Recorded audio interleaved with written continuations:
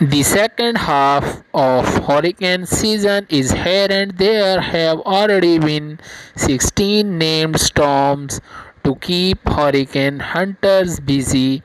But have you ever noticed hurricane hunters flight partners shown by meteorologists on TV look like random odd shapes?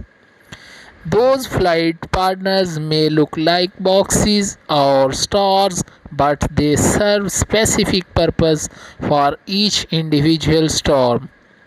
Hurricane hunters don't fly away from these storms like commercial airlines do.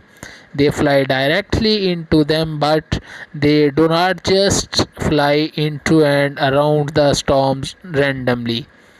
There is a method to the madness.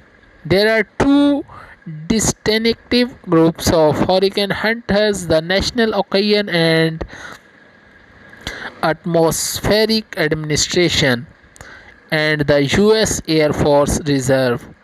Both organizations fly missions into tropical disturbance in order to record invaluable data used by forecasters at the National Hurricane Center.